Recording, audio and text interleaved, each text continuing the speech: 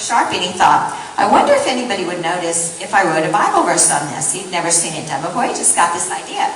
So, his favorite verse at the time is Philippians 4:13. I can do all things through Christ who strengthens me. So he wrote Phil in 4:13, and at first people thought he had a friend named Phil, and that was his address. But eventually the media caught up. Senior year, he used a different verse every week. This was his junior year. So most of you, if you're UF fans, that you know the story. They kept winning, and they kept winning. They lost one game by 1 point, and there was this promise, and then they kept winning and winning. He kept wearing Philippians 4:13. It was talked about more and more. And then they won the SEC championship, and he realized he was going to play on a big stage. So God began to prompt him that he needed to change his verse. He thought about it, and he went to the coaches and the players. He said, I'm going to change my verse. They said, you're going to do what? We haven't won every game with Philippians 4:13. But they relented. And we told him, you need to do what God's telling you to do. And he knew that. The coaches knew that. So he changed his verse to John 3:16 because he wanted the world to know about his hope in Christ.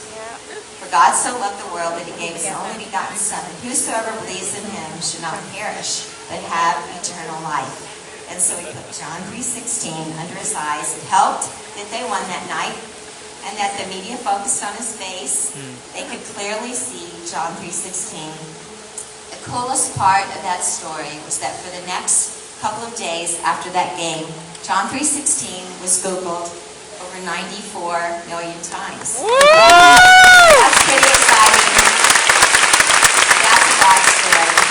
And you know that when he later played for the Denver Broncos, it was 3 years exactly to the day they played for that upset overtime victory over the Pittsburgh Steelers. They had 316 yards of offense, 31.6 yards per pass, 31.06 viewer rating. You get it, don't you? And the media got it. And there was another opportunity for John 3:16. This time it was Googled over 100 million times. That's a God story, isn't it? That's the way